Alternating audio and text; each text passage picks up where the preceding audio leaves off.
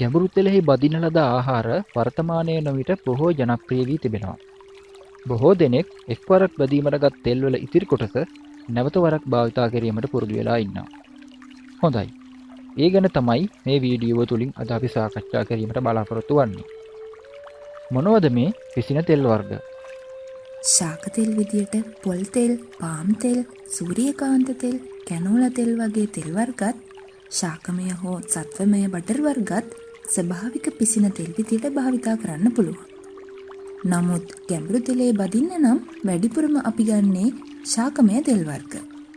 මේවාට අමතරව කෘත්‍රිම මේද ප්‍රභව භාවිතා කරන්න පුළුවන්ද? ඔව්. පූර්ණ හෝ අර්ධ ලෙස හයිඩ්‍රජනීකృత මේද, ඒ කියන්නේ මාගරින් වර්ගත් අපිට භාවිතා කරන්න පුළුවන්. මේවා නිපදවන්නේ ශාක තෙල් වර්ග තුළට උත්ප්‍රේරක හමුවේ හයිඩ්‍රජන් බුබලණය කිරීමෙන්. මෙහිදී අසන්තෘප්ත මේද අම්ල හයිඩ්‍රජන් මගින් පූර්ණ හෝ අර්ධ ලෙස සංතෘප්ත වීම සිදු වෙනවා. හයිඩ්‍රජනීකృత මේද භාවිතා කිරීම හිතකරද?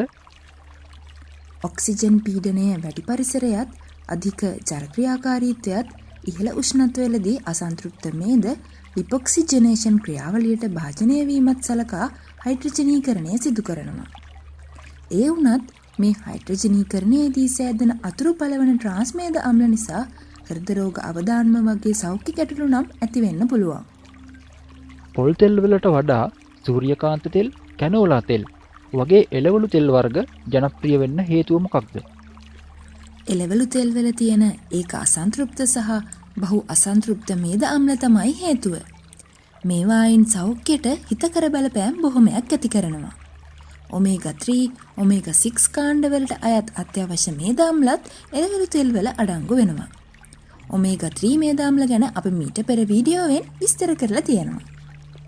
පොල් තෙල් නිසා සෞඛ්‍ය ගැටලු ඇතිවීමේ හැකියාවක් තිබේද? පොල් තෙල් වල වැඩිපුරම අඩංගු වෙන්නේ ලෝරික් අම්ලය. ලෝරික් අම්ලය කෙටිදාම මේද අම්ල කාණ්ඩයට අයත් වුණත් එය දිගුදාම මේද අම්ලයක් ලෙස ක්‍රියාකාරී වන බව මෑතකදී සොයාගෙන තිබෙනවා.